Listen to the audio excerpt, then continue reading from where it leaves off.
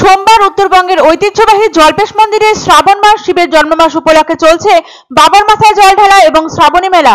এটা দ্বিতীয় সপ্তাহ শ্রাবণী মেলার। এক মাস জুড়ে চলবে এই মেলা, জানান মন্দির কমিটির সম্পাদক গিরিন দেব। গতকাল রাত থেকে পুণ্যার্থীদের ভিড় পরিলক্ষিত হয়। সোমবার সকালে মন্দির চত্বরে ভিড় ছিল লক্ষ্য করার মতো। দূর দূরান্ত থেকে ভক্তরা এসে বাবার মাথায় জল ঢালেন। পরবর্তীতে তারা নিয়ম ভ্রমণ করে প্রসাদ খেয়ে গন্তব্যস্থলে রওনা হন। প্রথম দিনের তুলনায় ভিড় কিছুটা বেশি পরিলক্ষিত হলো দ্বিতীয় দিনে।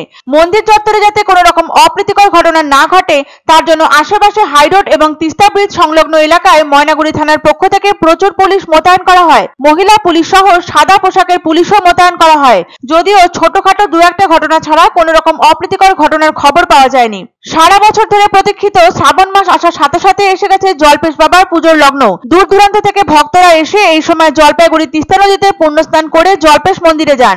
সমগ্র রাজ্যের পাশাপাশি অসম সহ অন্যান্য জায়গা থেকেও ভক্ত সমাগম লক্ষ্য করা যাচ্ছে। এবার ভক্তদের জন্য সমস্ত রকমের ব্যবস্থা রয়েছে জলপাইগুড়ি জেলা প্রশাসনের তরফ থেকে। জেলা পুলিশের কড়া নিরাপত্তা সহ অন্যান্য সব রকম সুযোগ সুবিধাও রয়েছে। সিসি ক্যামেরা নজরদারির পাশাপাশি মোতায়েন থাকছে সাদা পোশাকের পুলিশও। উল্লেখ্য, উত্তর পূর্ব ভারতের অন্যতম প্রাচীন ও ঐতিহ্যবাহী শৈবধাম হলো ময়নাগুড়ির জল্পেশ মন্দির। গত 22শে জুলাই সোমবার থেকে সেখানে শুরু হয়ে গেছে শ্রাবণী মেলা। শ্রাবণ মাসের 4টি রোববার এবং সোমবার এই মেলা হয়ে থাকে। মাসের প্রথম সপ্তাহে ভিড় বিশেষ না হলেও দ্বিতীয় সপ্তাহে অস্বাভাবিক ভিড় লক্ষ্য করা যায়।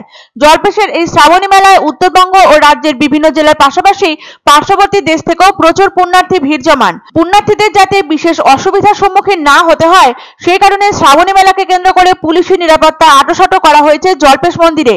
সাদা পোশাকের পুলিশ ছাড়াও মন্দিরের নিজস্ব প্রায় 200 ভলেন্টিয়ার্স মোতায়েন থাকছেন। তারই সাথে মন্দিরে থাকছে প্রায় 60টি সিসিটিভি ক্যামেরা। এরই পাশাপাশি মন্দিরের পুকুর এবং জর্দা নদীর ঘাট ও তিস্তা নদীর ঘাটে প্রচুর সিভিল ডিফেন্স কর্মী মোতায়েন করা হয়েছে। পশ্চিমবঙ্গের নানান জেলার পাশাপাশি সিকিম থেকে আসা পুণ্যার্থীরা জানালেন, এই জল্পেশ মন্দিরে এসে অনেকের মনোবাসনা পূর্ণ হয়, তাই তারা এই জল্পেশ মন্দিরে এসেছেন।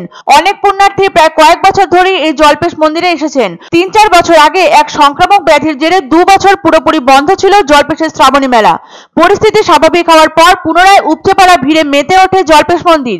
গেরুয়া বাসন পরে তিস্তা নদী থেকে জল সংগ্রহ করেন পুণ্যার্থীরা। সেই জল নিয়ে প্রায় 18 কিলোমিটার রাস্তা পায়ে হেঁটে জল্পেশ মন্দিরে এসে শিবের মাথায় জল ঢালেন। তাই জল্পেশ মন্দিরের পাশাপাশি বিশেষ নজরদারির ব্যবস্থা করা হয়েছে তিস্তা নদী সংলগ্ন এলাকাতেও। উল্লেখ্য, জলপাইগুড়ির ময়নাগুড়ি থেকে আরো 7-8 কিলোমিটার দূরে অবস্থিত এই জল্পেশ মন্দির। অসাধারণ স্থাপত্য শৈলী এই মন্দিরটির। 1899 সালে রানী জগদেশ্বরী দেবী এই মন্দিরের পুনঃপ্রতিষ্ঠা করেছিলেন।